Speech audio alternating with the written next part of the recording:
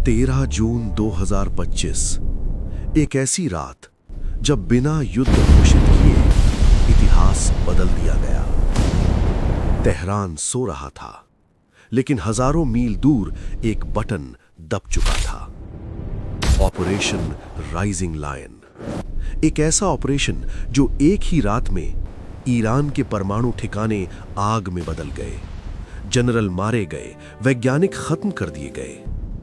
लेकिन कहानी यहीं खत्म नहीं हुई। आसमान में आग थी, 550 मिसाइलें, 1000 ड्रोन और एक युद्ध जिसका कोई ऐलान नहीं हुआ। फिर अमेरिका भी कूद पड़ा। 13 जून 2025 रात का अंधेरा अभी पूरी तरह छटा भी नहीं था।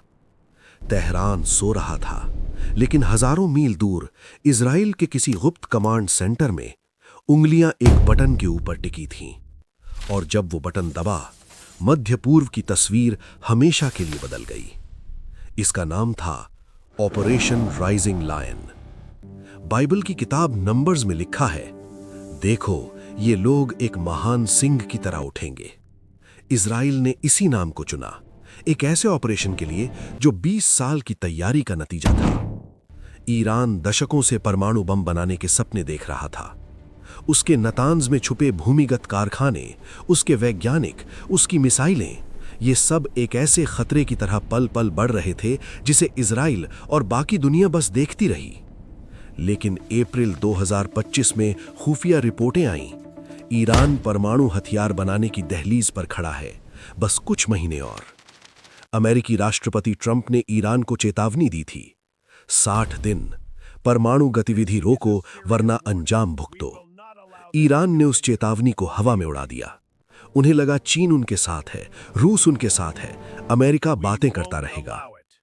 यही उनकी सबसे बड़ी गलती थी। इजराइल की खुफिया एजेंसी मुसाद ने महीनों पहले से ईरान के भीतर अपना जाल बिछाया था।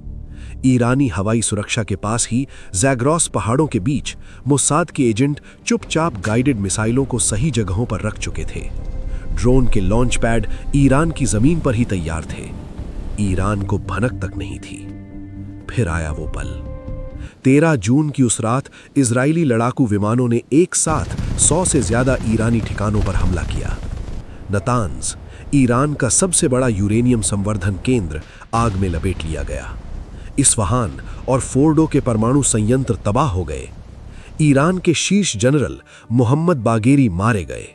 10 से ज्यादा परमाणु वैज्ञानिक जो वर्षों से उस बम को बनाने में जुटे थे, एक ही रात में इतिहास बन गए। तेहरान के आसमान में धुआं उठा, सायरन बजे, लोग घरों से बाहर निकले और देखा कि उनके देश की ताकत, उनकी छाती रात भर में खोखली कर दी गई है। ईरान ने जवाब दिया। 550 से ज्यादा बैलिस्टिक मिसाइलें और 1000 से ज्यादा ड्रोन इजराइल की तरफ छोड़े। इजराइल के अस्पताल पर मिसाइल गिरी, आम लोगों के घर तबाह हुए। ये युद्ध था, बिना किसी औपचारिक ऐलान के। 22 जून को अमेरिका भी मैदान में आया। B-2 स्टेल्थ बॉम्बर्स ने ईरान के 3 परमाणु ठिकानों पर बम गिराए। दुनिया सांस रोक कर देख रही थी। 12 दिन चला ये युद्ध। 24 जून को सीज फायर हुआ, लेकिन जो हुआ वो इतिहास के पन्नों में दर्ज हो गया। ईरान की 1000 से ज्यादा लोग मारे गए, हजारों घायल हुए। उसका परमाणु कार्यक्रम, जो दशकों की मेहनत थी, कम से कम 1 से 2 साल पीछे धकेल दिया गया। इंटरनेट बंद कर दिया गया। 21,000 से ज्यादा लोग गिरफ्तार हुए, कईयों को फांसी दी गई। और इजराइल, उसने साबित किया कि धैर्य, खुफिया तंत्र और सटीक योजना, ये मिलकर वो काम कर सकते हैं जो कोई खुली जंग नहीं कर सकती। लेकिन ये कहानी अभी खत्म नहीं हुई।